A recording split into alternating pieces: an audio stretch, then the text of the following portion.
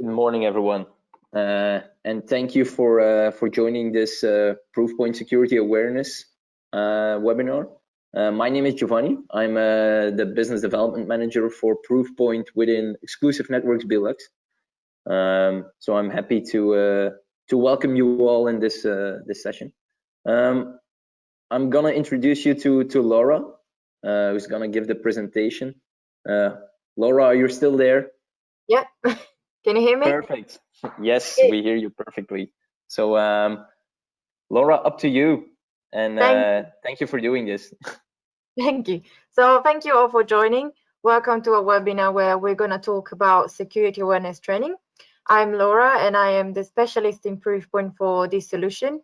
And I will guide you through this little presentation, and then I'll go through the demo of the solution. So perhaps, Laura, before you start, just a quick heads up. If anyone has a question, there is a question box on the right side normally. So if you have any questions, just raise your hands or type your question in the question box, and I'll address it immediately. So if Laura, if I interrupt you during the presentation, it's just because there is a question. Thank you. Otherwise, I don't see the question, so it's fine. Thank you. So I've decided to start this presentation with these slides because it's very important that we do understand this message. Nowadays, defenders do not focus on the people, but the attackers do. And one of the things that most companies tend to not consider is the power of the people that work in our company have. So we need to think about protecting them and us as a company by educating them. If we see these slides, most of the security spending is still concentrated in the network, in the endpoint, but very little, 10%, is spent on the email. But we need to understand that 94% of all the breaches starts with the attackers targeting people. More deeply, if we look closely, instead, 96% of the breaches actually starts with people, because 34 of these attackers or threats that are coming through our company are coming from insiders. And this is a problem that we need to consider, because there is no solution in the world that can protect us 100%. And because everything starts with the users, we need to thinking about educating them by changing the user behavior. And for example, we have seen many companies, public companies, so public cases that you can just find on Google's, where companies have lost financial information, they have financial losses itself, or they have suffered from data loss. And all of this started because our users did not recognize a threat. So because of this, we want to ensure a targeted approach into the security awareness training. We have seen many companies, I do speak with many companies around the world, and I can assure the annual training that we do, most of the companies do for the users that are not targeted, are not very effective. So we need to think, and we need to ensure that the users have a targeted approach into the security awareness. And we want to identify the right people in order to receive the right training based on the knowledge gaps.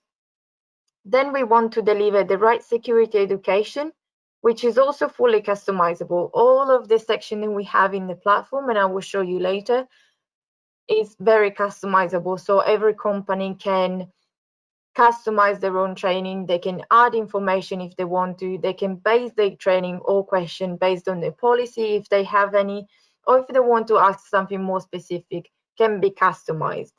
And also, more importantly, we want to keep the users engaged with interactive training. We base our approach with learning science principle, and learning science principle basically means that we base our training on how adults learn nowadays. So with very short information, very simple, that can be understandable from everyone. You don't have to have any security knowledge to understand what the training is asking me, what the question is asking me, or what am I doing. it doesn't really need any security knowledge in place, because everyone needs to understand. And all the information, all the training that we have, and I will show you later, is not going to be longer than 15 minutes. This is very important because we need to keep the attention up, and we don't want the users to lose their attention by doing a training that can last maybe 40-45 minutes. It's not effective, but also has to be very interactive. And finally, we want to respond appropriately. So based on the weakness, we from the simulated attacks or the knowledge assessment that we do in the first place, we need to ensure that the program is relevant and timely effective. So how do we put in place our people-centric risk reduction? We start via identifying the risk based on who is being attacked more in the company. We assess the knowledge with the assessment at the start. We then send phishing simulation. So it's useful to identify the risk. Then we aim to change the behavior of the users through all the delivery of the training that we have based on actual threats, on the user's behavior and the knowledge gaps. All the training that we have, all the phishing simulation are based on threats that we see nowadays in the wild, and is always updated. So if something changes, we're going to change into the platform too, because it has to respect what we're seeing nowadays. And more importantly, we want to empower our users by giving them the chance of reporting any phishing emails that they receive. So we want to reduce the exposure of the threats in our company. And how do they do this? They simply going to have access to a little button integrated with the email called Phish Alarm. And this Phish Alarm is very simple to use. If the user receive any phishing email, that either is a simulation email or they just suspect there is a phishing email, they can click on this button to report these phishing emails. And based on this, we do see the behavioral change in our users. So what we put in place is a continuous training methodology that starts with the assessment, because we want to assess the knowledge of the users. Then we want to educate the users through our interactive training modules and games.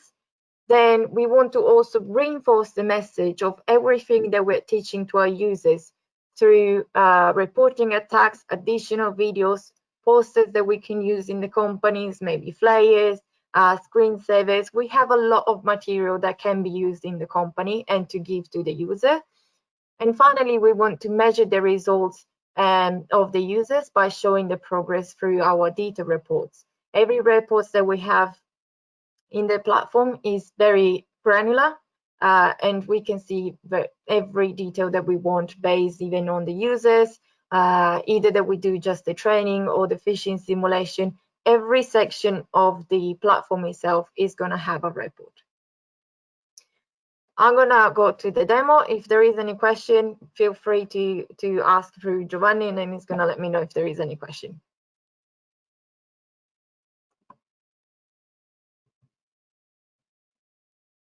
Okay. Do you see my screen?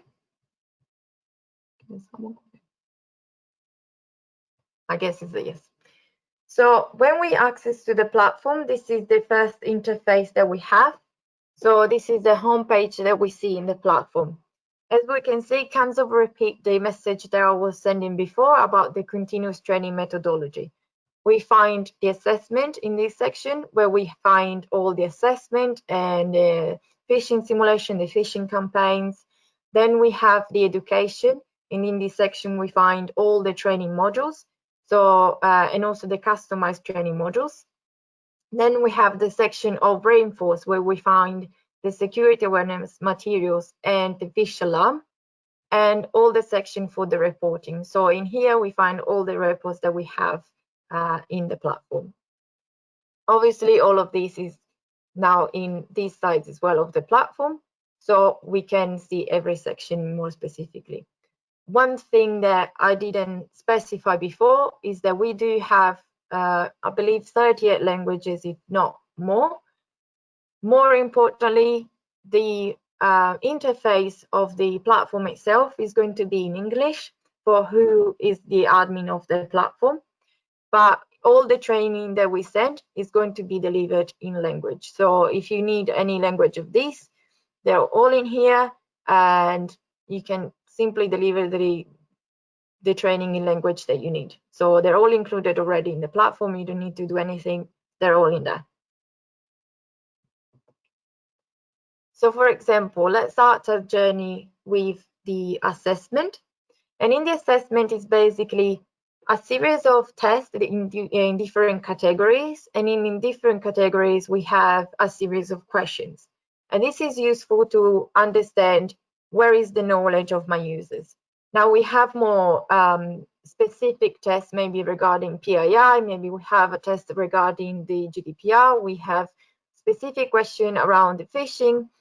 But if we want to maybe ask as a first step a general test with general questions, we then can pick these 22 category questions, or 33 or 55. And in here, we do have general question around the security. So what the users see is simply a test like this. One thing that I want to specify is that the platform is all in cloud. Our users won't need to have any password or email to access the platform itself. But very simply, when we do assign an assessment or a training module to a user, they just simply receive a link where they have to click, and they just say the test itself. So they don't have to log in any kind of way. It's single sign-on. So this is how a test works in the assessment. And we have, for example, true and false questions or multiple choice. If I pick this question, is saying if an email has a logo from a company that you recognize, you probably is a legitimate message. Now, I'm going to answer true.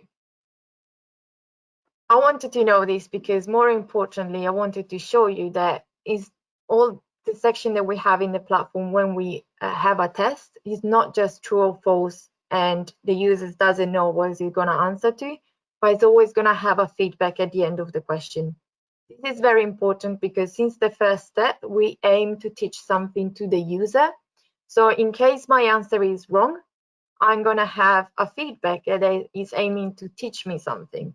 And as I said before, the information has to be really short, and it's useful to make the user understand why the answer is wrong and what could be the correct answer.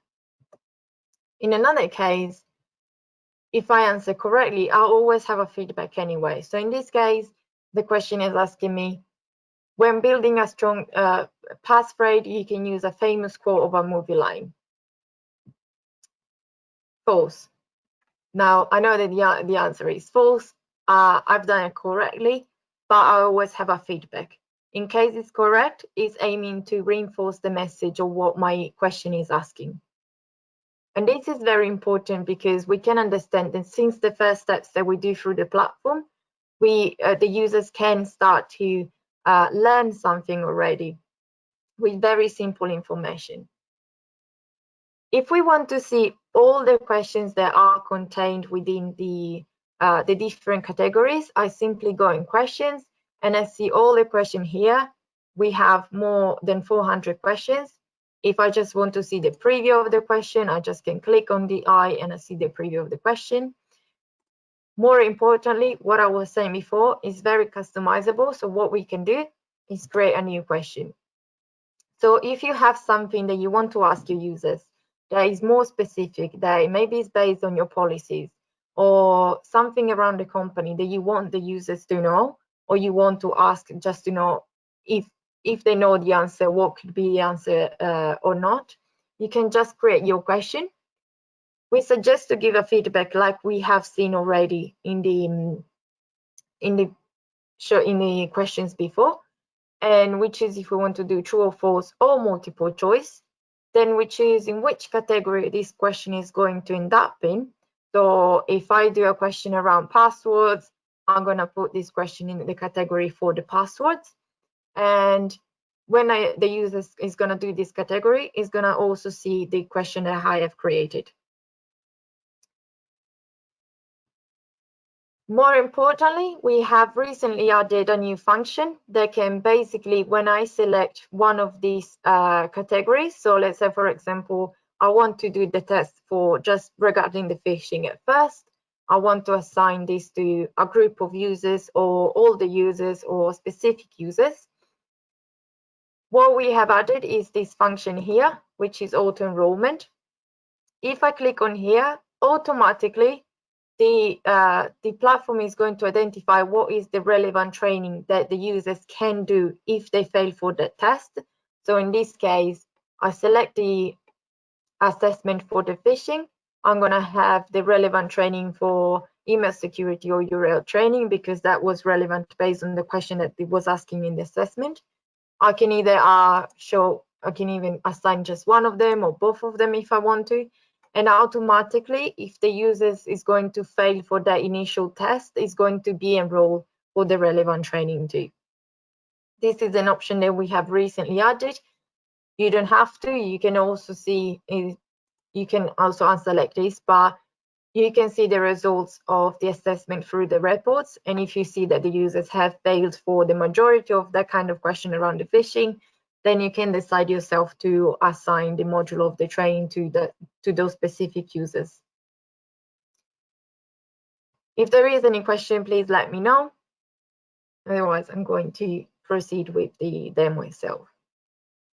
So after we have done the assessment, we can either proceed with the modules, with the training modules already, or we can start to, let's say, trick the users with the phishing simulations. When we open the phishing campaign section, the first thing I'm going to see is, let's say, a general graphic or a report that is telling me how the phishing simulation I'm running in the platform are going. And this is very useful because it kind of gives me a general view of what's happening, how the users are behaving, and what the users are doing. So if I want to have more details, I just go down here and I can see that I have run all of these messages. I've sent these messages to these users, and I can see, if I don't remember what kind of message I've sent, I can just click the eye icon there and I can see the preview of the message. Just if I've run so many, I don't remember what I sent. But you should have a title anyway, so you might know what it's about. More in details, and more importantly, you can see how many messages you've sent, how many people actually have opened the email, how many people clicked on the email, how many of these people are vulnerable because maybe they had third-party plugins, so the platform can identify this and it will be identified as a vulnerable user. How many people have been compromised, and this is referring to the phishing simulation that are based on data entry. So in case the user is actually gonna go and put the passwords and an email into a data entry phishing simulation, it's going to be classified as compromised. Also, who decided to multi-click? Sometimes we have some users in the companies that they think that an attachment or a link is not working and they want to click multiple times just to see if something happens. I don't know, but if they do it, we can see that too, and we can see how many people have done it. And at the end, all the details around when the phishing simulation was created, if it's ended, if it's still running, and who created it in case we have more than one administrator. If I want to have more details regarding one specific campaign, then I just click on the name of the campaign itself. And in this case, it's going to give me even more details. So it's going to always telling me how many messages sent, how many people have not responded. And that means they didn't even open the email itself. But more importantly, we can see what was the click time. So in how long they clicked on the email since they received it, in how long they've opened the email since they've received it, and also in how long they reported the email with that phishing button that I was saying before, with the phish alarm. Because if we have sent a phishing simulation, maybe let's say on the Monday, and the users have opened the email, didn't do anything, didn't click on it, but then decide to report the email maybe 4 days later, maybe on the Friday, we need to wonder why you have waited 3-4 days to report a phishing email. In case that email was a real phishing email, that would be a big problem for our company. So we need to identify who are the users as well. If I want to have more details around the users itself, so if I want to see who are the people, what did they do in specific, I can just click on users, and at this point I see all the lists of users that I've put in this phishing simulation, and I can see if that person specifically have opened the email, if they have vulnerable plugins. More importantly, I can also see from which browser they've opened the email, but also from which IP address they've opened the email. So as you can see, it gives me a very detailed insight on what is happening and what my users are doing with the phishing simulations. Now I'm going to show you what kind of campaigns we can run in the platform. We have different campaigns. We have drive-by phishing campaign, which is the one that is more used by the attackers, and I like it very much because it's the one that contains a URL link where the users is going to click on it or not. We need to see what they do. We can run a data entry phishing campaigns where basically the user is going to be sent. It can be also sent, for example, to the exact copy of a website. For example, I can create the copy of the Outlook landing page just to see if the user is going to go, not just to click on the link, but even going further and put their username and password. If they do this, that means that that person, that user, needs more training, specifically, for example, for data entry, because that could be a big risk for a company. We can run different type of attachments. So we have the classic attachment phishing campaign, which basically has a doc or a HTML file, or other type of attachments like a PDF, doc, or Excel file. And another section that is kind of new is a USB campaign. USB campaign always I want to discuss something about it because it's very nice and very tricky. At the same time, you can simply create a file. You can give a title of this file. So you can put, for example, an Excel file. Looks like this Excel file is going to be in this USB stick. You give a name, for example, maybe payment 2020 executive paychecks, something that you know that the user is going to be curious to open, and then more probably they're going to open. You can leave the USB stick around, maybe next to a desk or in the kitchen, any common space that you have around the company. If the users were to go and take this USB stick and plug into the laptop, then they're going to receive a message straight away saying, you failed for a phishing simulation. It's okay, we're here to help you. I'm going to show you the copy of the message in a second.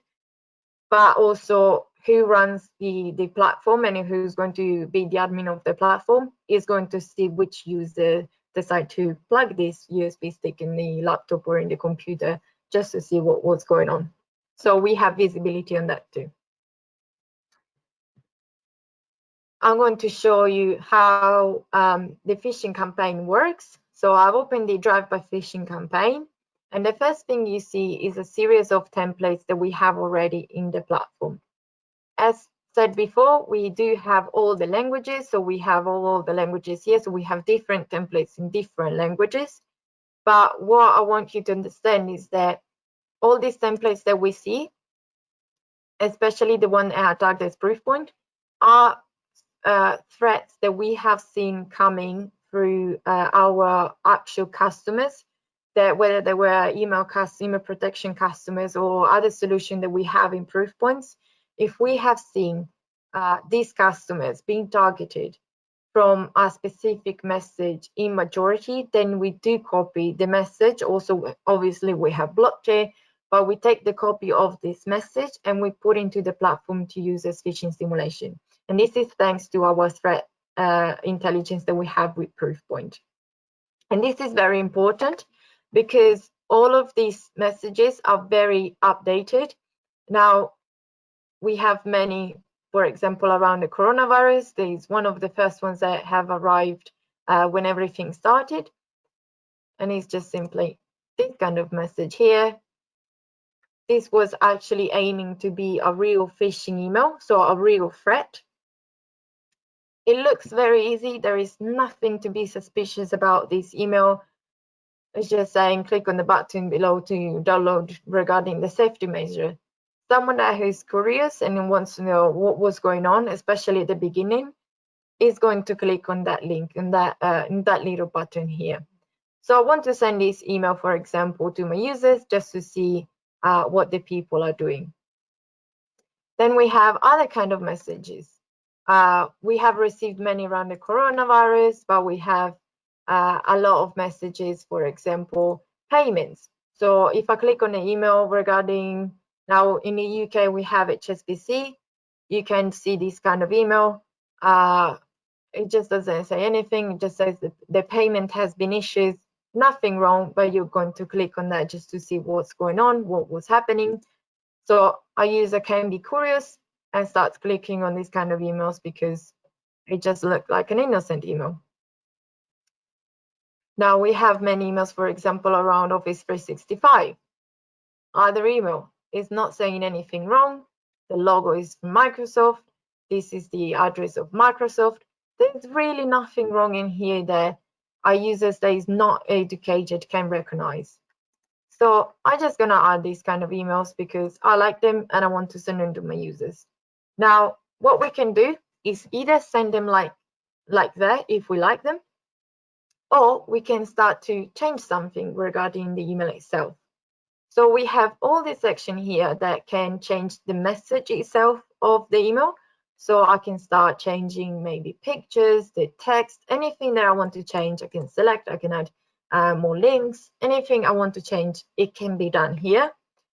But more importantly, I can change the setting of this email. Because if I want to be really, really mean, and I want to make sure that the user is going to be tricked and actually fail for that phishing simulation because I want to see what they're doing, I can choose my own domain. So your company can choose your own domain. You can also change the name of the person to show where the email is coming from. So if you know someone specific that can send this kind of email, you can change that too. But for example, I picked Microsoft email. There is one of my favorite domain here. It's this one, is simply Microsoft. You don't notice that at first because it's just, you just have to really put attention to where the email is coming from. But if you don't notice that, you're gonna click on the email. There is very little chance that someone that looks at this very quickly is going to notice that this is Microsoft. And also there is this here that shouldn't be, and many others, but there is another one about Outlook. They look innocent, there is nothing wrong with it. But we have all these domains that we can use depending on what email we're sending. In these domains, as well as the templates that I was talking about before, have been taken from real attackers. So these are domains that have been used in the past to actually attack the companies. Now, obviously, they're not in use anymore. They're in property of Proofpoint, but these were actually domains that have been used for real attacks. So it's more likely than a user is going to click on the email. No, we also we can change the reply to email address, we can change the subject of the email, so we can change all the settings that we have. One thing that I suggest, if I'm running this campaign, I always want to send a test email to myself first, just to see if it looks all right, and then I can send it to my users. Now, there is another thing that we can do in here, which is you can create your own template. So you can create your own message from scratch, and you can type any kind of message. If you have seen a message that maybe a user was going to click for, or that you have received as a threat in your company, you can easily copy that message or create your own one just to see what the users are doing. And again, you can change all the settings. So there is a lot of freedom on creating phishing emails or phishing templates. So you can actually customize it and create a more personalized phishing simulation as you want to. So once you have selected the templates that you want to send, you have to select the users.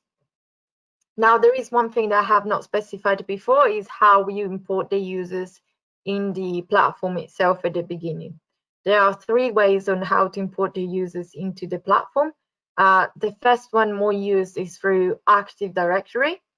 The second one is through a file, a CSV file on Excel with just name, surname, and email of the user. And the third one is manually. So if you want to import the users manually, you're more than free to do it. You just have to obviously have name, surname, and email of the users, and you can create it manually. Now, let's say that we have used Active Directory. More likely, we're going to have the departments already in place, so they're already showing in the platform. And for example, I want to send this email to the finance department, or I want to send this email to the marketing department, or I want to send it to all the users. I can do that too. Or I can send it to maybe someone specifically. So if I know the person or someone specifically, I can pick that person. Also, you can, regardless that you use the Active Directory and you have the departments already, you can also create your own groups. Now, that's my only group that I have, but you can pick and choose different users and put them in different groups. And then you can select, maybe you put group 1, group 2, group 3, and you want to send different emails to different groups. You're more than free to do so. Now, what happens if the users were to actually click on the email that we've sent? It's going to know about it. It's going to know that I have done something that it should have done. And then we receive a teachable moment. Now, this is a message that they see straight away. And it's just saying, don't worry, it's an approved phishing simulation run through by your company. We're here to help. What they receive here is the copy of the message that they have received. And they receive some kind of information here because it's saying, ask your IT department for advice, maybe check all the links before clicking, verify where the, where this link of this message is actually coming from. So it gives you some sort of information. What the users should do is actually click on this acknowledge button. Clicking on this, they do acknowledge that obviously they have read this message that they have received. They know that they have done something, and at some point they will have to do the training for it. Now, this is one of the messages that we have. We have many others. They are all in here. This is how many we have. You can click and see the preview of anyone that you want. You can also customize these too. So this will be found in here. It's called teachable moment. You can customize them. You can create your own one too.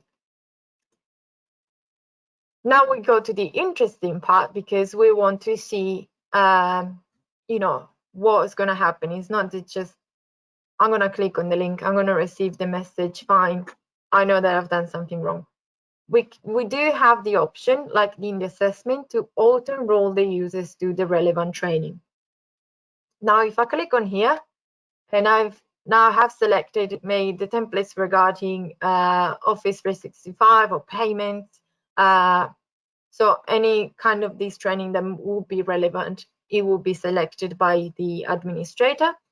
You can schedule the enrollment delay and in how long they have to complete this training. So what we suggest is to not assign the training as soon as they fail for the phishing simulation.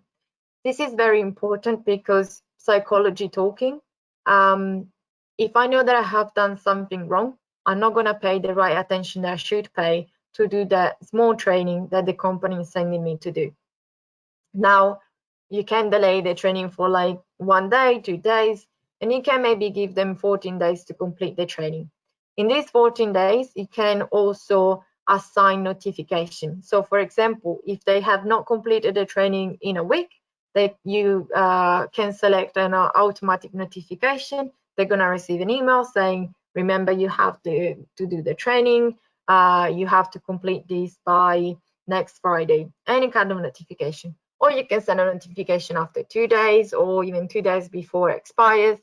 In case the users don't do the training, we're going to see it through the report. So they can't, let's say, run away from it, because we're going to have visibility on who did it and who didn't and what was the score. We can see everything. So, but it is important that you have the notification as well, because it's a reminder that for them that they should do the training. So after I selected the templates and I want to do the auto enrollment for the training modules, we have all these training modules that we can select. Now, at the moment, we have 158 modules available, and you have to pick the relevant training. So, for example, I sent the email regarding the passwords. I can send the modules regarding the password. If I was going to run the phishing simulation regarding data entry and they fail for it, I'm going to select the training for data entry. Or I'm going to select even the training regarding email security in general, any kind of training that can be relevant regarding the email that I have sent. So after you have selected this training, users have that time that you specify to run the module. So they have the time that you decide to run, and they will have to complete the modules. Another section that I want you to notice in here is when to schedule the phishing campaign itself. Now, as a best practice, we suggest to schedule the campaign randomly, because if we have selected different templates, like in here, and we are sending them maybe to all of the users, or I know that some users are sitting next to each other in the office, we want to avoid that they receive the same message at the same time, because we want to avoid that I'm going to talk to my colleague because he's sitting next to me. I'm going to tell to my colleague, don't click on the email, it's a phishing simulation. That wouldn't be correct, because obviously we want them to think with their own head before doing something. So it's preferable to select the random scheduling just to avoid this problem. There's nothing to stop you to select always the same date for everyone, the same email from everyone. You can absolutely do it. But with this, we can avoid that problem. And if we have selected this option, then the platform automatically is going to send different messages in different time to different people. So based on this, we also, as I said before, we try to avoid the problem of the users talking to each other and maybe saying to not click on the email. So it would be a less of a problem. Now, after we have selected all the setting that we want, then this is how we have created our phishing simulation email. Now, I'm going to show you what kind of modules we have in the platform and how they works. So if I click on modules, these are all the modules that I have. Now we have 158 modules. Most of them are already translated in most of the languages. And I say this because we have recently, Proofpoint has recently acquired another company called the Defense Works. And this was as well a training company, and they had a lot of content. So we have added this content into our platform. This content at the moment is just in English, the one called the Defense Works. The translations will come by the end of this year for sure, because as I said, I work with different companies in different parts of Europe. So I know the translation are really, really important. But as I said, this is really new content. We have acquired it literally not even in a month, like last month. So it's very new. But as well, we do have all the other training modules that we have are all translated in all the language that we have available. Either we have subtitles in the videos, or they're dubbed, or the normal training modules are translated already. Now, we have different modules and different kind of training that we do. So we have normal modules that have the little lesson before and then a test at the end based on the lesson that I've done, we have video modules. Now, these video modules, it's very important to understand they are very interactive as well, because I don't want to click on the video as a user and I click play, I'm going to get my coffee or I'm going to talk to my colleague and I'm not watching the video. Now, we kind of avoid this because with our videos, let's say that the video is 10 minutes long. Each of these videos is going to be paused and stopped by a question every 2 or 3 minutes. And until the question is answered, the video is not going to go on. So the users have to keep their attention up, even in that case, and we want it to be interactive too. Then we have awareness videos or attack spotlight. And these kind of videos are very short videos, 3 minutes maximum, because it's just they're just informational videos. They don't have the test at the end. But normal training modules is, for example, like this. Now, if I click on a normal training modules, as I said, we have the little lesson before, and now I clicked on the data entry phishing. Now it's going to give me a lesson around data entry. So it's going to give me some information. As I said, very short, very easy to understand.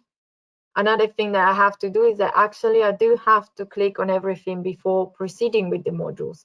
If I don't click on everything, I can't physically go next. So I actually have to open every section that the lesson is asking me to. And more importantly, as I've anticipated before, I can always, click on the link as the users, click on everything that I'm saying, that I'm reading as quick as I'm doing, because I'm not actually reading anything. But one thing that the company is going to have visibility on is in the timing. So if I know that users completed this training, that was supposed to be, let's say 10 minutes maximum, but the users clicked on everything like I've been clicking in 1 minute, then I can understand that the users actually didn't read anything that was going to be asked. Even if it was lucky and they've done all the tests correctly, they passed the test. But I always see that the users took 1 minute to run that module. So in that case, I can enforce the module and make them do it again. Now, same principle as before, true or false question or multiple choice, and I always have the feedback at the end of the question. So again, this is very important because in this case, this test obviously is concentrated on what I've learned in the little lesson before. So regarding of the category of modules that I'm doing. Now, other things that we can do within the training modules is that we can customize all these training modules apart from the video modules. And we can add front jacket, back jacket, and certificate. Very easy what it is, front jacket and back jackets. Let's say the front jackets is the front cover of a book, and we can add something. There is nothing already in the platform. It's something that the company can create themselves. Maybe saying, welcome, you're about to do the training. And what you can add there, maybe if you want to add a link to read some kind of policy that you want them to know, you can add that link, or any kind of information that you want to add before they do the test, you can add it there. Back jacket, let's say it's the end of the training modules, you can add it if you want to. Just maybe saying, thank you for taking the test, or thank you for helping the company, for keeping the company safe. So any kind of message you want to add. But more importantly, especially for an HR point of view, is the certificate. This certificate, again, is something that you create yourself. It's just going to be giving, for example, this kind of certificate. You can add pictures, anything. You can change the text and the text. Anything you want to change, you can change it. You create it yourself. It's just to say, congratulations, you have completed the test. You've passed the test. But if we do give this to the users maybe feel more recognized, and they might feel like they're actually doing something right for the company. So next time that they're going to have to do a training modules, they're going to do they're not going to feel like they have to do it because the company is telling me to do, but they might actually do it because they like it at the end. So it's very nice that we can give this kind of certificate as well. So the last thing I want to show about these training modules is the customization that I have said before. So in the customization, I can just click on the modules that I want to customize. I can click on clone. I give a name, any name that you want to give to the modules, and you start changing details around the module. So you can change the text of the modules, you can change the images, you can maybe not show some slides like Scholar like that because you don't need it. But if you want to customize it and add your own information, you want to change something because you might not like it, you're more than free to do so. So you can also change images. You say you don't like this image, you can change it. You can change information here. You can create something more specific. If you really want to, you have a lot of freedom on how to customize the modules. Obviously, remember that if you customize the module, you have to be careful on the quiz as well, because the questions then need to be relevant or what I've changed if I've changed something. So even there, you can change anything that you want. You can choose what, which one of the question is correct or not. And you can also change the feedbacks here. So it's very important that it's paid attention. If you change the content of the module, be careful on changing the test too. Again, if you maybe don't like this slide, you don't want to see it, you just want to delete it, you can click on here, disable page, and it's like the hide slide in PowerPoint. So at that point, when the user is going to do the training, it's not going to see that slide, for example, but it's going to see the following one. So again, you can change as much as you want to in these kind of modules. One question that I have a lot is if we can import videos. The answer is no, or you can't really import any kind of training modules that you might have already. But what you can do is use this front jacket and back jacket section. And for example, if you have some videos that they can take them to a link to watch, you can add the link there, and then they will see it anyway, because you can add this kind of slide. So there is a workaround that you can do if you want to add something regarding, for example, the videos in that case, or even just the normal modules in themselves. Now, regarding the fish alarm, this is the little button that I was saying before. You can change what this, I can put report email, and then this is what it's going to see. It's going to report email or report suspicious or report phishing. Anything that you want to write here is going to be shown. You have 30 characters that you can change. And this is integrated with Outlook, Exchange, and Gmail. And if you use mobile phone for the company, so they have access to the email with the email of the company, they will have it in the mobile phone as well. And you will find it both in iOS and Android too. Obviously, when you have the solution in place and you want to obviously allow some phishing emails of the simulation phishing emails that I'm sending, you have to do the whitelisting. So there is a whitelisting to do. So you can allow certain emails to come, and they're not going to be blocked.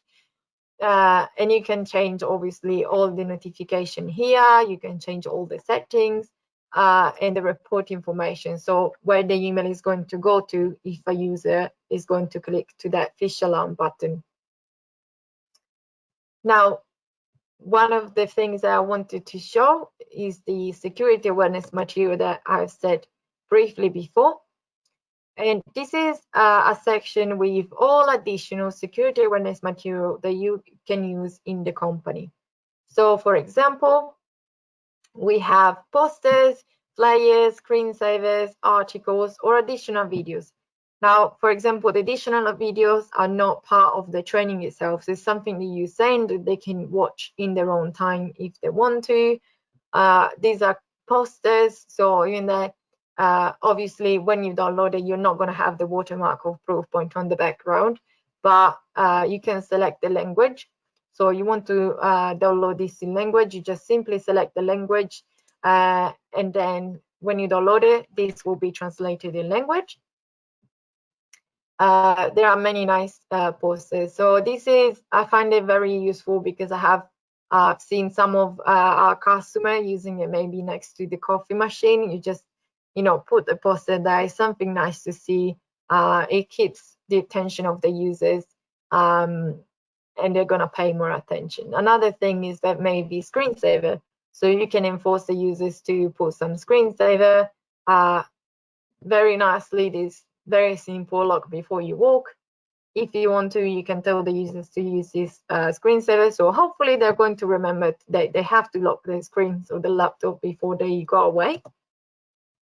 Sometimes it doesn't happen, and that would be, as we said about the insider threats. If we have insiders in our company that are actually aim to attack our company from the inside of our company, it could be a problem if the users don't learn how that they should actually lock their laptop. But also as well, once again, we have articles and newsletters, or maybe articles around the phishing or what's happening in the world nowadays. You can send this as kind of information that you want to send to the users. And a series of all maybe campaigns and posters, other things that you can send as information to the users. So again, this is a series of additional material that you can use. Now in here, last thing, we have all the reports. So in here, we find all the section of the reports that we can run. More importantly, something that I wanted to show as last thing is that we have recently added this function here called schedule exports. And this schedule exports is very useful if basically we want to run the report, let's say every Monday at 12, I want to receive the training module performance module exported. So I want to receive this report exported every Monday at 12 automatically in my inbox. With this option here that we have added recently, we can absolutely do it.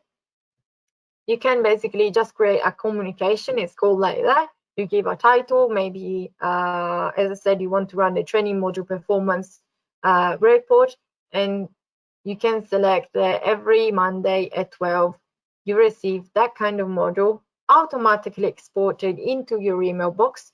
So without you going manually to click on the report itself and do it every Monday. So every module that I see here, I can select the view, I can select the frequency. So either I want to receive it daily, weekly, monthly, any day you want to, you select the day. So let's say I want it weekly, I want every Monday at 12. I start next Monday, I end maybe in August. So any day you want to end, even next year, whenever you want to end it, you select the training, the modules, the report that you want to receive exported. You select other administrators. So in case you have more than one administrator, you can share this report exported. So you can create a communication between administrators. And let's say all the administrators, Monday 12, they're going to receive automatically that module exported into the email boxes. So it kind of avoids the fact of doing it manually every Monday or every day, and is automatically exported into your email box. So if there are any questions, I'm happy to take it. Or if Joanny, you want to add something else, let me know. So far, no questions I see. Okay. Is there anything else you want to add? No, I don't think so. Okay. Very good presentation. Thank you very much. Thank you. To everyone who attended, I'll send you the presentation and some extra information later on. And if you have any questions, please feel free to reach out to me or Laura, and we'd be happy to help you. Thank you very much. Thank you all for your time, and we might can do this again.